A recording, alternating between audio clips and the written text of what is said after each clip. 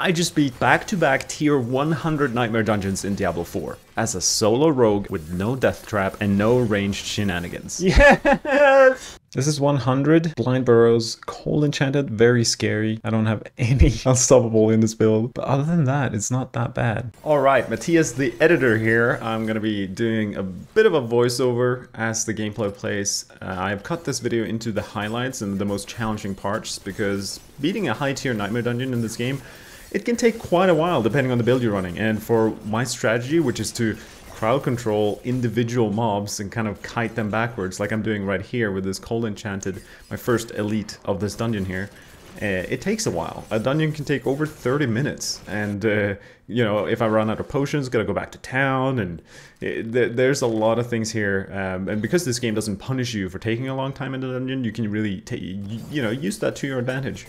But yeah, here's the second and third elite of this first mob, or set of elites here. And the thing that I learned from my last video, I beat tier 93 in my last video, and I kept saying, I don't understand, like, these elites, they get unstoppable, but I can't tell when. And what I realized is the chain logo, the broken chains above their head, you see right now on both of them, that is obviously unstoppable, but I just never saw that before. And I think it was because of the damage numbers. As you can see here, I've removed the damage numbers when I'm hitting them, and even still it's kind of hard to see that icon. There it is appearing underneath the text of like the name of the monster.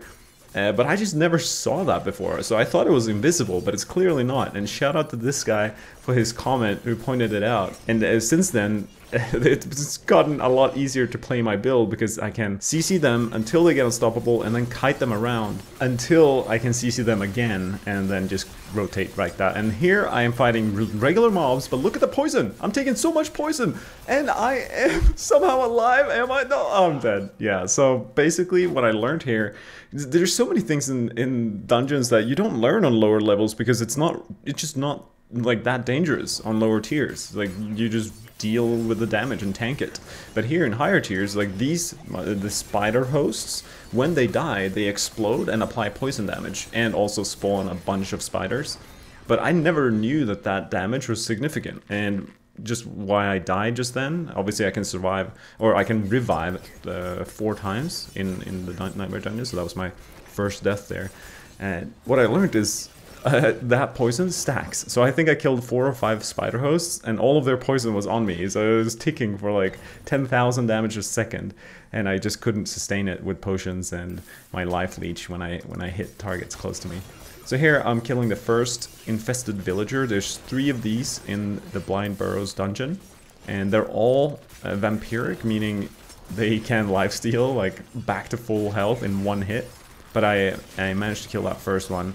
And here I die again to the exact same thing. I haven't learned my lesson.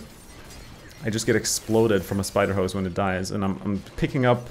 I'm starting to realize, like, oh, when this dies, like here I test it. I'm like, okay, I'm gonna kill this spider host, elite there, and I avoid the explosion upon its death, and it works out great for me. Here I'm fighting a champion and a full cold enchanted pack of elites, and I'm freaking out because these spiders are very fast. I'm out of CC.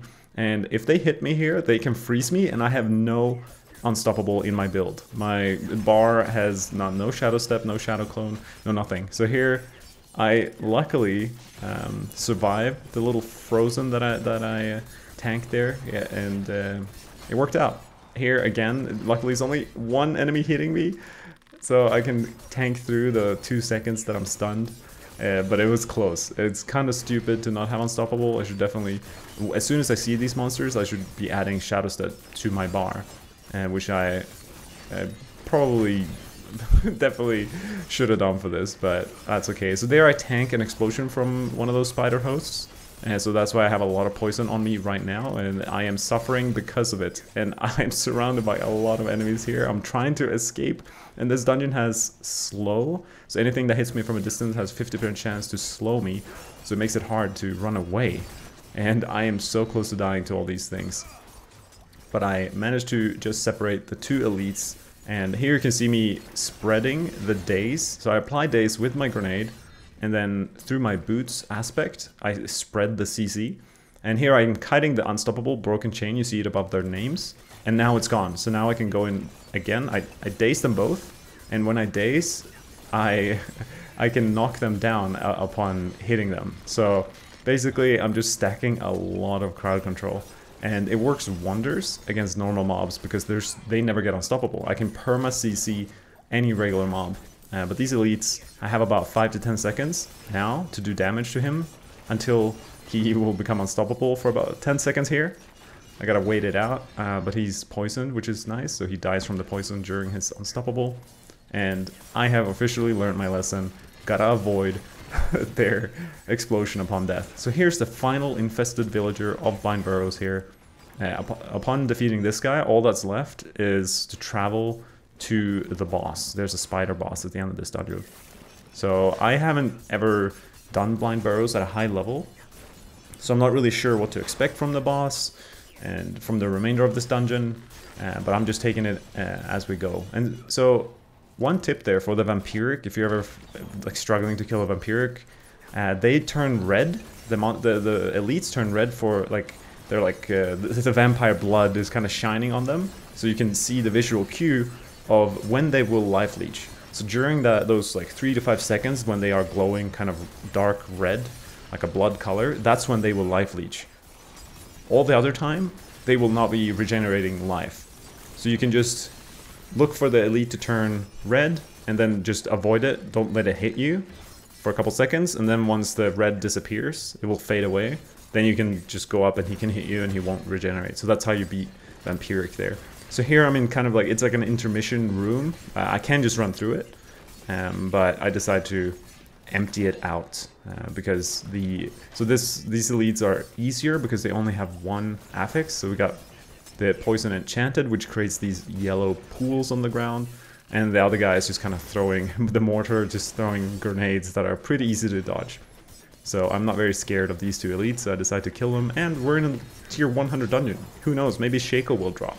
That's my assumption, that the gear that it drops from here is good. At least I get a legendary there. Not that that means much at this point, but you know, gotta do it. So here I found a shrine right outside the boss, and I decided to pick it up. It's a protection shrine, meaning it makes me immune for about 15 seconds. Because there's a cold enchanted elite pack, I just decided, instead of saving that shrine for the boss, I thought I'll just pick it up and speed up this process of cleaning up this room.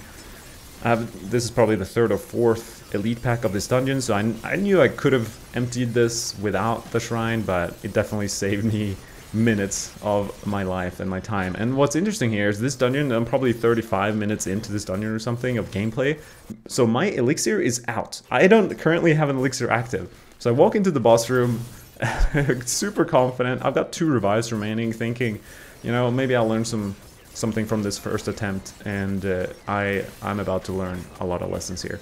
So I got a few items that I equipped just for the boss. I got the gloves that make each of my attack hit for 1% to 300% damage. So technically on average I'm hitting for 150%, so it increases my damage. But the reason I'm using these gloves is because they stagger the boss. As you can see, I'm staggering her so quickly here.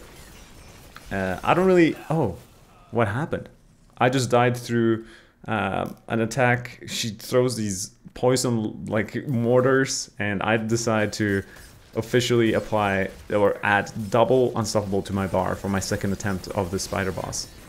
I have both Shadow Step here and my ultimate Shadow Clone, because all these little webs on the ground you see right now, for example, basically just immobilize me all the time in this boss.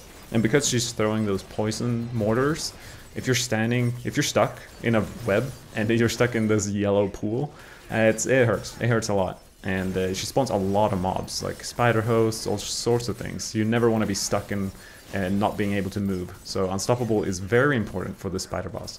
But yeah, as I was saying, I was playing with the gloves that stagger her, because they lucky hit slow and lucky hit immobilize and daze, I think. So you can stagger any boss really quickly with those gloves. But during the stagger, I don't do that much damage. So it was kind of a weird strategy. It didn't really help me do damage, but who knows? maybe it worked out in the end. I tried to stop her from doing her shenanigans by staggering her, but I don't have anything that buffs my, you know, my damage during the CC itself. So we're very close to beating her here. Listen to what happens next. She missed me barely. I think she's dead. Let's... What? What happened? I got her, and I have 1 revive left. I beat it. Did it count? Yeah. Oh, thank God. That was too much. I didn't like that. I was scared to breathe. That was intense. I didn't even have an elixir. What the heck? No wonder I was dying.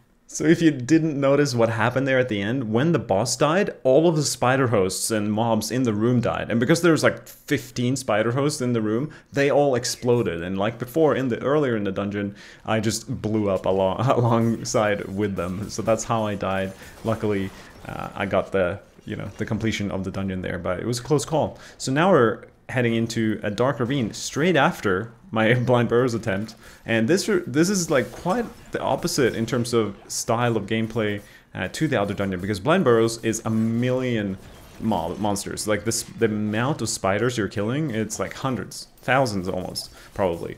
And in this dungeon, it's very low density. The density in Dark Ravine is like, it's basically just a bunch of elites. So it's quite a contrast in terms of what to expect from the dungeon itself. And not only that, the affix on this particular Nightmare dungeon has a drifting shade, as you can see right there, the blue-black black hole that does damage and dazes and basically poisons you if you stand in it. It's very dangerous. It appears every few seconds. That adds another whole element of difficulty to each fight here. If you're paying attention, you're focused, and you have Unstoppable to not get, stunned or frozen in the middle of it, you're fine. But here, the crazy I am, I only have Shadow Step, 1 charge, and I'm playing against a Chilling Wind, Cold Enchanted Elite. And there's a lot of things that can freeze me here, so this Drifting Shade is super scary.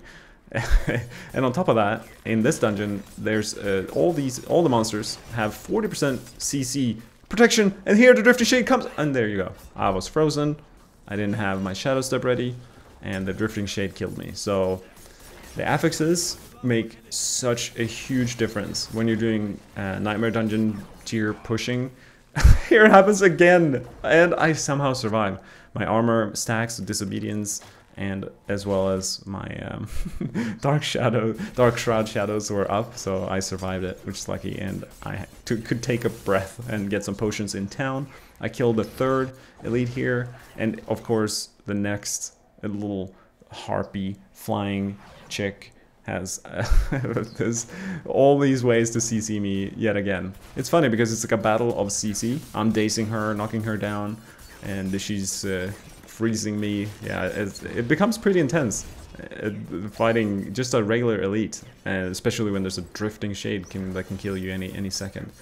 So the fact that this dungeon also has 40%, as I was mentioning, reduced crowd control to all the monsters, it's very hard for me to chain CC, even though my entire build centers around it. It definitely makes it harder. But here, when there's just 1 elite at a time, it makes it a lot easier for me to just take them out. I have now Shadow Step as well, so I have stun there. I have my trap that knocks down. I have my smoke grenade that dazes, and every time I hit a dazed target, there's a chance that they get knocked down from my passive in my skill tree. So there's plenty of CC to go around. So I managed to kill there, I think the 4th elite for the objective here. I open this chest, and of course an elite spawns amongst a bunch of like shamans, and those shamans, the fire you see on the ground, it's very, very scary stuff.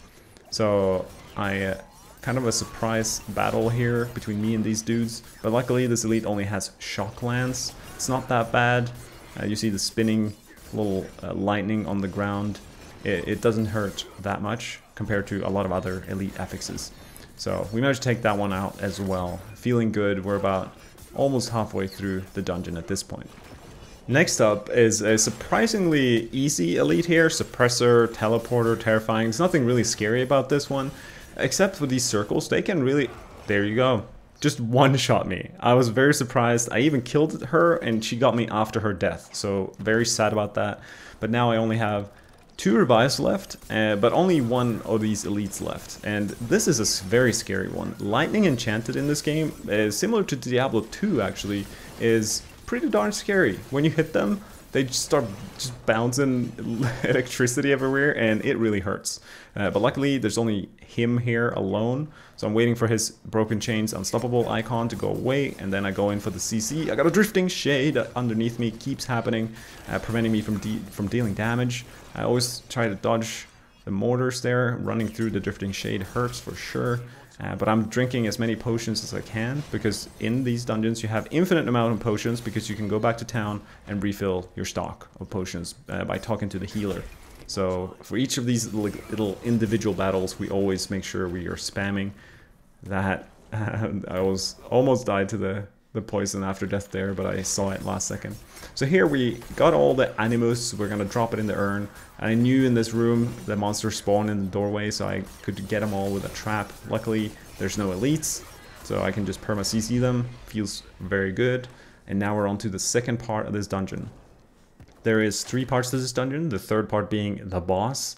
So we're on to part 2 here, and here's, like, usually there's not that many monsters, like just regular trash mobs in this dungeon, but here I run into a pack of them, and a wide range of ranged and melee, and just a lot of different style. But here you can see the power of my CC against these guys. They don't really stand a chance of doing much of anything.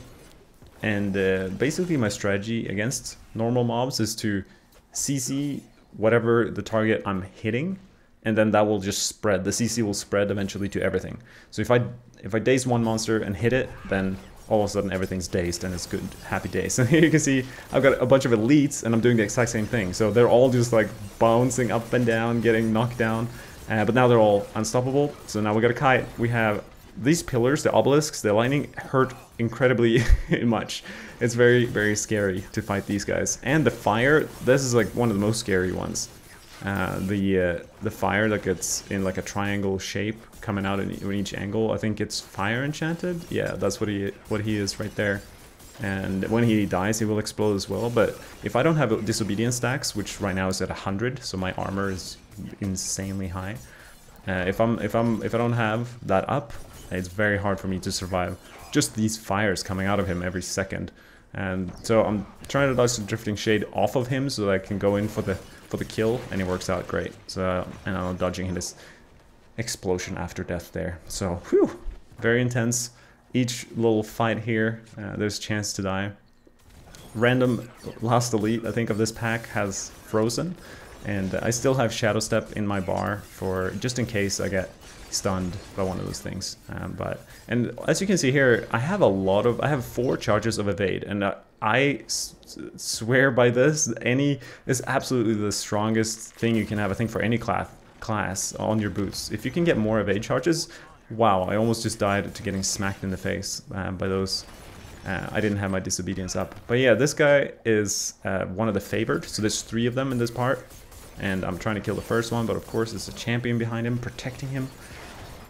But yeah, the evade charges come in handy so much because there's so many things to dodge on the ground. The circles in this game, they're just like, here's a circle that will kill you. Oh, here's another circle that will kill you. You better not step inside this circle. He fears me here, which is crazy, and I try to avoid into him or evade into him, and I accidentally climb up because it's the same button. And then look, I get hit by the Drifting Shade whilst climbing down, and it kills me.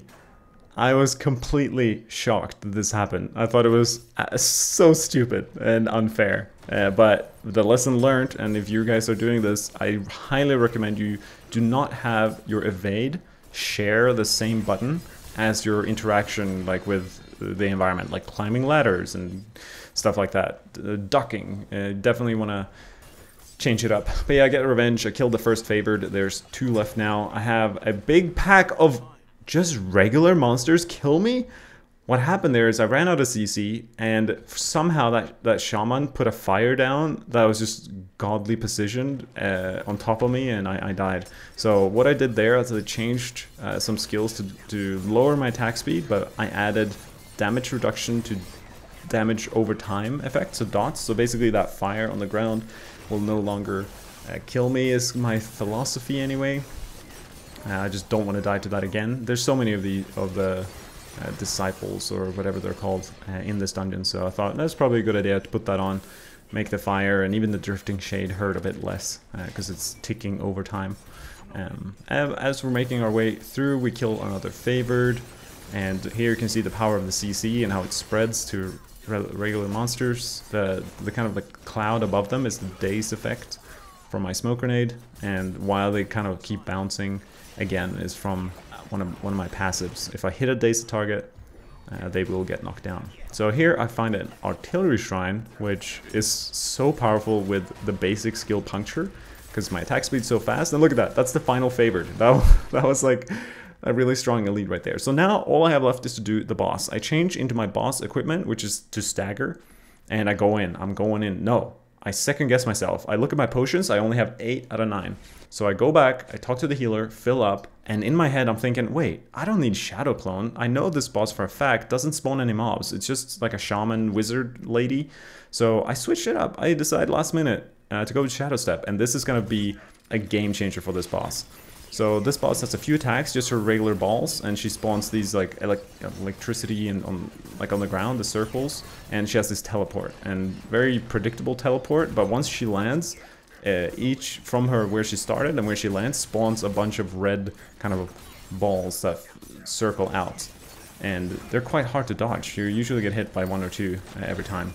So I got quite a bit of stagger, but I almost have no attack speed with the gloves that I'm using, similar to the spider boss from the last dungeon. So right there you saw me Shadow Step over those red balls that came circling, like spinning outwards. But yeah, I keep staggering her here, but I'm starting to realize, like, what's the point of staggering this boss? I get like almost no damage benefit to doing that, I'm starting to think. I mean, here's another thing, just the drifting shade itself is still going, which definitely makes any boss way harder. Luckily, she doesn't have any CC. That would be terrifying. If, like the spider boss, for example, if you get stuck in a web and get killed by the environment, like that would be awful. But yeah, so far so good. The only thing to notice here is we're almost halfway through her health bar. This is, you know, level 154 boss. They're very tanky, similar to like Uber Lilith almost in tankiness. Look at my potions. I'm at 2 out of 9. Imagine if I didn't go back to town, I would have been at 1 out of 9 right now. So we are definitely not managing our potions very well, and we're only halfway through. So we're using far more potions than we should have by now. So we're kind of freaking out internally about that. And I stagger right here, but literally do no damage. Luckily, there's 2 potions here that appear, and there's gonna be 2 more potions available at the 25% mark. But yeah, each time she spawns like teleports, I basically use a potion each time, because I always get hit by something. And from fighting Lilith, I think my reflex is here I put on a helmet to give me the bubble just to think, because I'm kind of realizing, like, what do I do? I need to change something up here. And I put on my gloves. I removed the stagger, so now I'm not going to stagger her anymore. There's like literally nothing I have that will stagger her, because I'm not using my smoke grenade or anything. And I got my regular gloves on. That gives me a bunch of attack speed. And now I'm at 0 potions. So the only way for me to gain health and sustain right now is to be close to her and hit her. So critical strikes, I think it is, or even just hitting her maybe. I'm not entirely sure how the passive works in the rogue skill tree. I regenerate when I'm hitting her, basically. So that's my only source of gaining health at this point. And I'm losing quite a bit, and she makes me vulnerable, taking even more damage.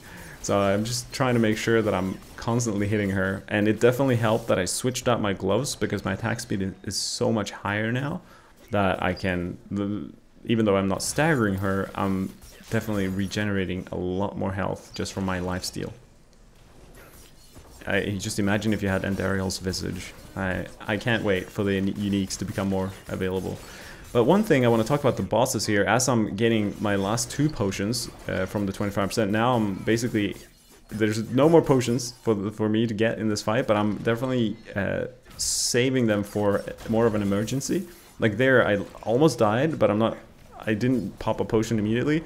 And there I almost died again, so I used my final potions, and now I'm back to 0. Great. And I'm trying to figure out like, wait, do I have any items I can swap into? What's my helmet? I'm like kind of freaking out here. Luckily, the shadow step decision I made earlier is just so clutch. But yeah, bosses throughout leveling, every boss just dies, right? I don't know, I haven't played any other class, but for a rogue, all bosses throughout leveling in the dungeons just immediately died. So I never got to see any of their mechanics. But it turns out most of the bosses are actually quite satisfying to fight when you actually get to really fight them. So here, with 0 potions left, I managed to beat this boss. Yes! That boss fight was intense. That was at 0 potions. I stopped staggering her because I was like, I need to attack faster to generate life when I hit. That's a good choice. Ah, that's beautiful. Dark Ravine 100 done.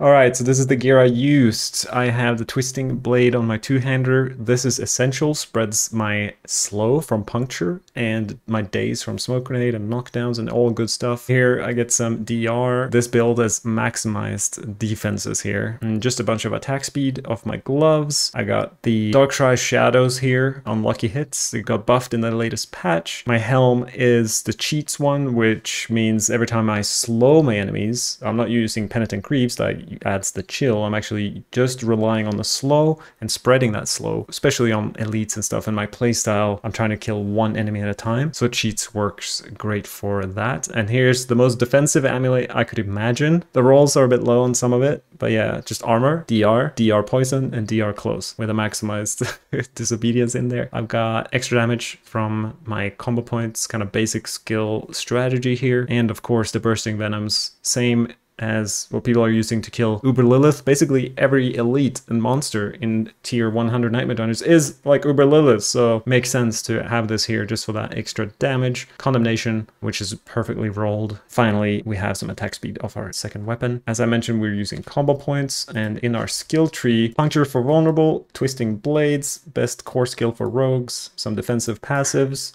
offensive passives, and this is critical when we daze things with our smoke grenade here. We also knock them down, and then we spread that knockdown with our boots. It helps. There's just so much CC going on. We have maxed out our Dark Shroud for just any survivability we can. We're using just a knockdown from our trap here, and Poison Imbue. We only have 1 point in it, but it is a significant amount of damage just with that bursting venom aspect that just refreshes the cooldown of it. So basically every attack we do gets poison imbue, some DR, anything that is poisoned. Basically, unless something is poisoned, it will kill us immediately. We got some resource energy generation here, and because we're not using inner sight, we're kind of often low on energy, so we're using haste to get that increased 15% attack speed. And once we're kiting enemies, we get movement speed, so haste is very useful. And the momentum for the damage reduction, finally. But with this being said, there's a lot of things in here that I switch up depending on the monster that's right in front of me. So for bosses,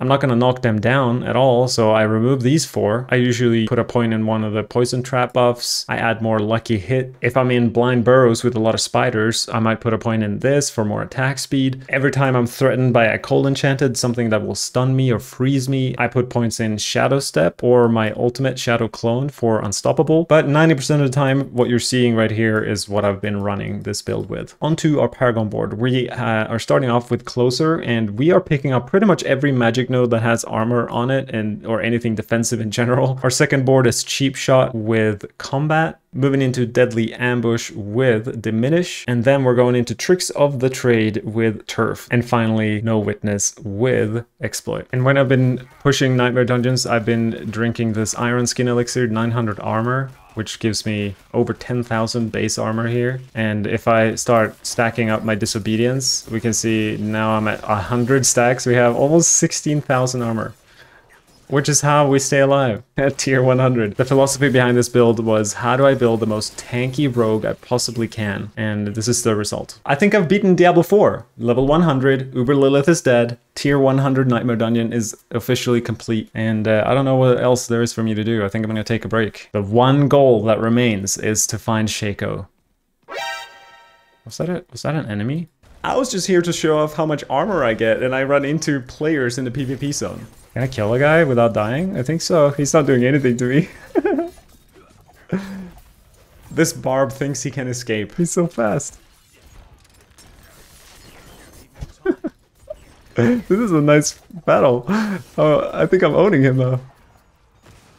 Nice, we got him. That guy did like no damage to me. Oh, he's invisible. Oh, he's trying to kill me. That's cute. Oh, I think I'm dead.